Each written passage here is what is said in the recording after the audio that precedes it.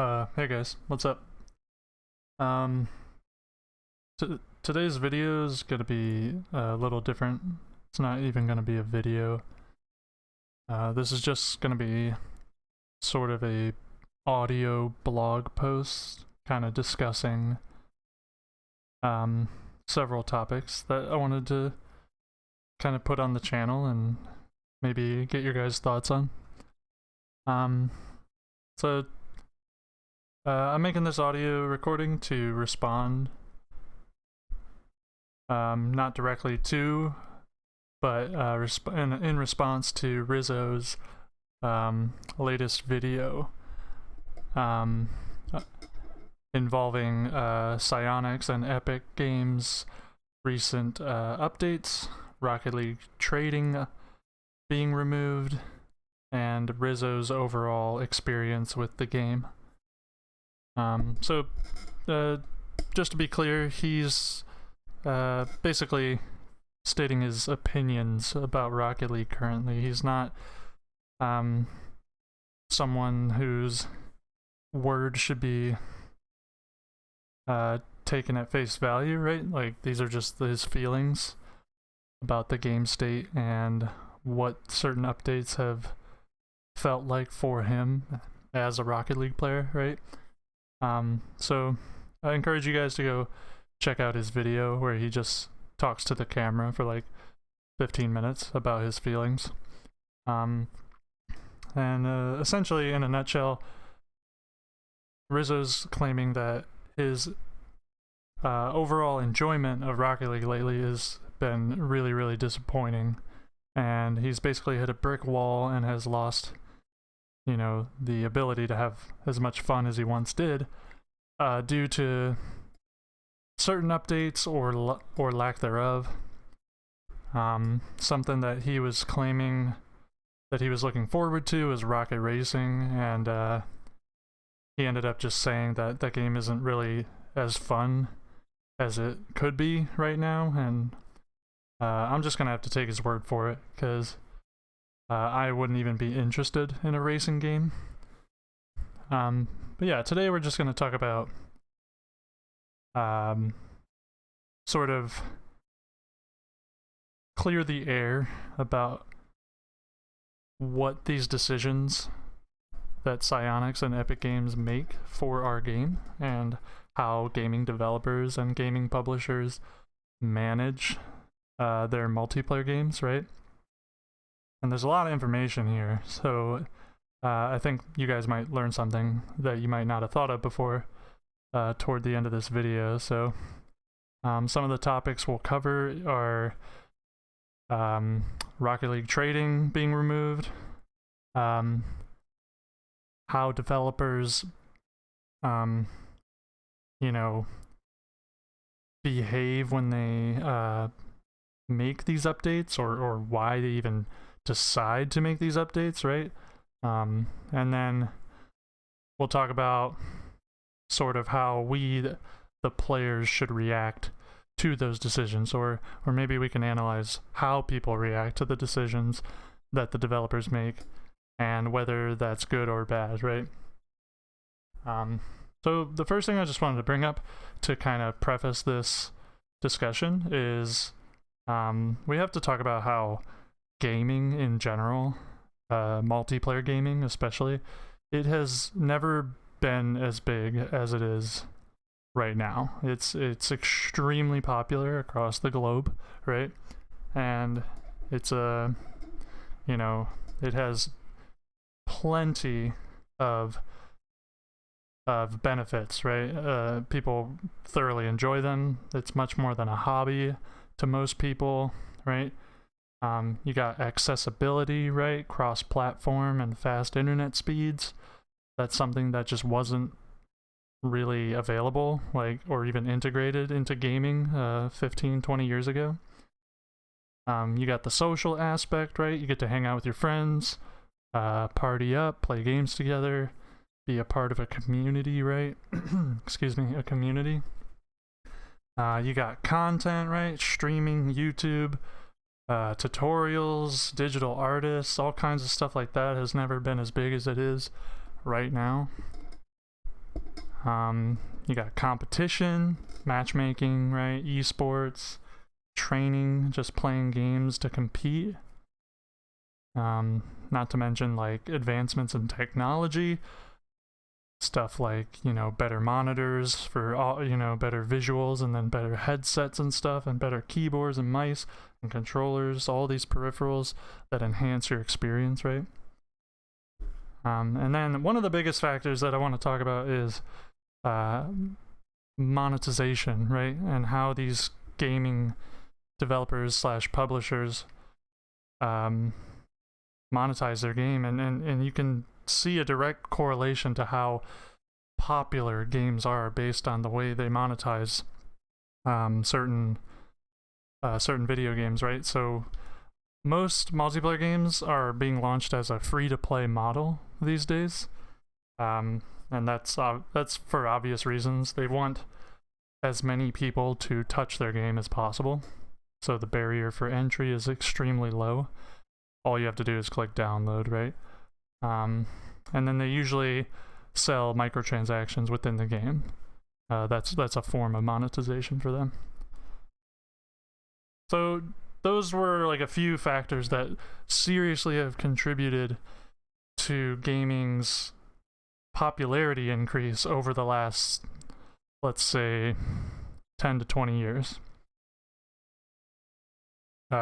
Maybe, starting from present day all the way back to 20 years. Multiplayer gaming is extremely huge and way bigger than anyone ever thought it could be, right?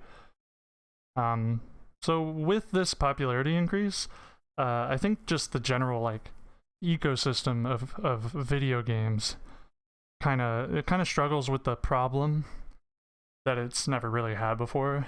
So because of its growth, the developers are having a much more difficult time designing a gaming experience that appeals greatly to like specific audiences, right? So they're mostly gonna appeal towards a broad audience, like lean towards involving as many people as possible to make their game enjoyable for as many people as possible, right? So popularity is just huge, and there's a lot of good and there's a lot of downsides, right? Rizzo is a veteran of Rocket League, right? His whole career right now, and for the last I'm gonna guess 8 years since Rocket League came out, his whole career is just based around Rocket League, right? So it kind of stands to reason that he wants to talk about this and has strong feelings because he's kind of invested, right? But yeah, go check out his video if you want to hear his thoughts on this stuff. So let's dive into some facts that you guys might not have considered before when it comes to these developers publishing these updates that you might not be happy with or that you might be really happy with. Updates are generally seen as extremely negative or extremely positive, right? And that just has to do with how many people are experiencing the update, right? I mean, millions of users are playing Rocket League, right? So let's talk about Rocket League trading being removed. So around December, like the first week of December, they completely removed Rocket League trading from any account to account.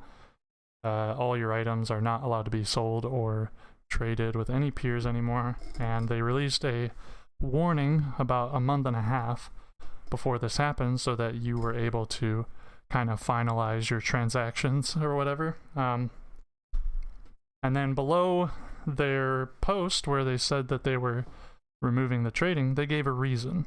Now, people speculated their own reason.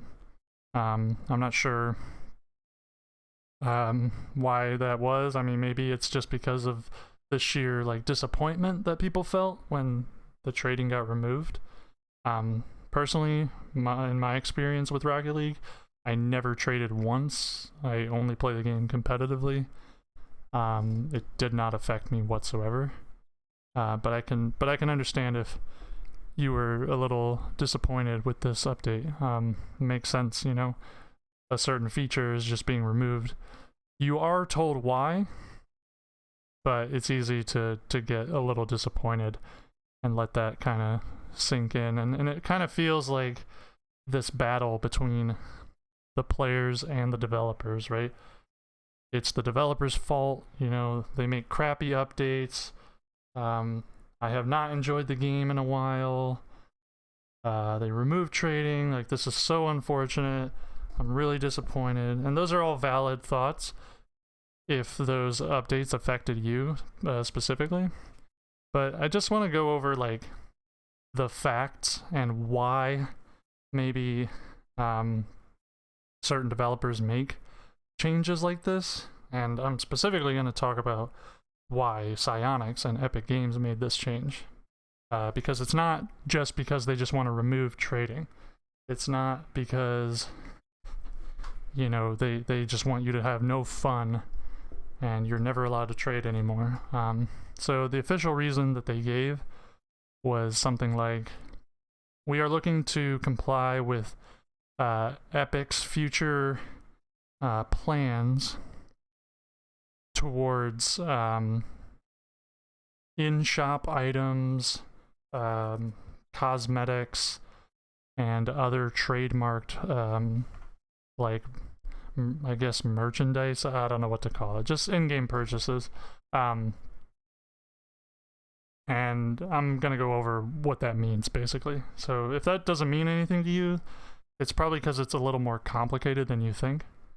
So yeah, let's talk about it. So I think this is an extremely valid reason why they would want to remove such a beloved feature from the game. Granted, it is unfortunate, but let's talk about why I think it's valid. So you're probably upset, like most people, about the update. But here let me just list some of the factors that are involved. So basically, Epic Games and Psyonix are protecting their future interests, which is quite important when you think about it. They are a business. They're a huge business, right? You know, we all love to play video games and enjoy these experiences, right? But at the end of the day, they are a business. And if they are thinking of the future, right, and protecting themselves and honing in on certain roadmaps for their updates, right, like that's a perfectly valid reason, even though it does feel unfortunate that they had to remove trading for some of you players. And what do I mean by, like, future interests, and what do I mean by, like, protecting themselves, right? So future interests, they literally stated that they are going to be releasing Rocket League, new Rocket League software, right? Like new content and new games in the Rocket League universe. I mean, you guys already saw Rocket Racing, whether you like that or not. That's one of the things that they were talking about, right? So new software that involves all kinds of Rocket League trademarks, items, shop, like skins, cosmetics, stuff like that, right? And then what do I mean by protect themselves? So there's something you have to consider here that is probably not easily read on face value, and they're not going to talk about this with their players and their gamers, right? This is just stuff for the like the nitty-gritty details that no one really cares about. But I think this is important to think about when you think about this removing trading update. So you need to understand what IP is, intellectual property, and you need to understand what a licensing agreement is. So essentially, a licensing agreement is the TOS at the beginning of any website or game or software that you download. It's the terms of service and agreement that you as the user are going to comply with what the with what the retailer or the developer in this case wants based off of their software, right? So basically it's a legal contract. It's technically it is a legal contract because if you do not comply with their agreement, right, you could face legal action, and it's there for a reason. It's there to protect other players, the game as a whole, right? You know, make sure people aren't abusing the software and creating harmful, you know, malware and other stuff like that can invade other people's computers and stuff like that. And quite important stuff, but it's kind of funny how no one ever reads the TOS or the licensing agreements, right? So I promise you, if you go to Rocket League right now, in the game, you're able to read their agreement, their licensing agreement, and it's gonna talk about this stuff. You don't have to read it, and I guarantee most people won't. But in general, when someone releases a software, it's usually considered open software, meaning like the people who use it are free to do with it what they will, or it's going to have a license agreement like video games do, because intellectual property is kind of how it sounds, right? So it's, you know, Rocket League is owned by Epic Games and Psyonix. It's literally theirs. You're not allowed to do with it what you will unless it complies with the agreement, right? And it's there to help them for financial reasons. It's there to protect their users. It's there for many reasons. It's a bunch of legalities and like really fine detailed stuff in the background, but they exist for a reason. I encourage you to go to go research like software agreements and licensing agreements and stuff like this.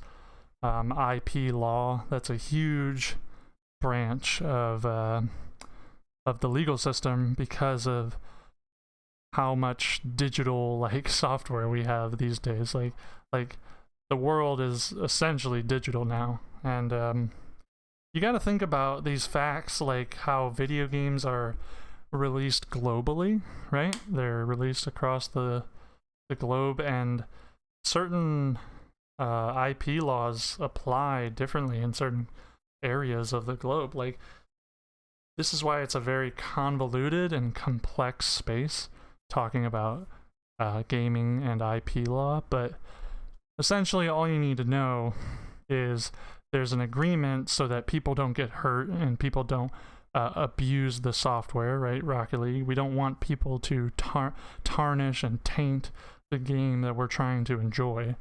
You know, millions of people are trying to enjoy. Everyone has to agree with it before you play the game. You're forced to, right?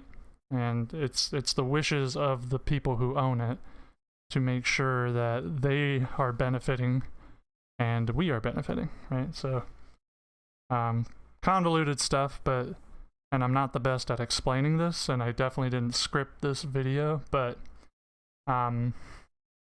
basically what I want you guys to think about is that these factors obviously play a part in why Epic made this Rocket League trading being removed update, right? Especially thinking of how large gaming is as a whole, like we talked about at the beginning of the video. There's so many audiences that the devs would have to please with every single update that it's generally not going to happen. So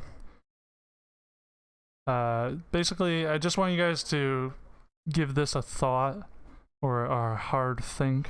I think that's what I was trying to say. There's a lot more details in the background that you probably haven't thought of, and this doesn't really excuse Epic Games or Psyonix from making poor decisions, but this is the reason that they gave, and I think it's a quite valid reason. Whether the choice had positive or negative impacts on the community, right? So hopefully I wasn't horrible at explaining my points there, but I think we can all infer that it's much more difficult these days to make an excellent experience for every single person, and protect their own interests at the same time. So try not to blame the developers for literally every single thing that you hate or that you are disappointed with. It's harder than it looks, and it's definitely more complicated, right? So let me know what you guys think. Hopefully the future, brings very positive updates. Hopefully Rocket League isn't anywhere near thinking about shutting down. Hopefully, Epic and Psyonix, do the best job that they can to provide us with as much enriching experiences as possible. And I really think that's approaching in the near future. There's no way Epic removed trading just because they felt like they didn't want other people to enjoy the game. I would give them the benefit of the doubt on this one, and we'll see what other changes they like to make. I'm not holding a magnifying glass to them as much as some people in the community are, so that's why I would like to hear your guys' thoughts. So yeah, leave a comment down below. Let me know if you learned anything. Let me know if you've ever thought about the behind the scenes stuff and the evolution of how gaming has changed over time. I think this is a really cool discussion, and yeah, just let me know what you think. Thanks for listening, and I'll check you next time.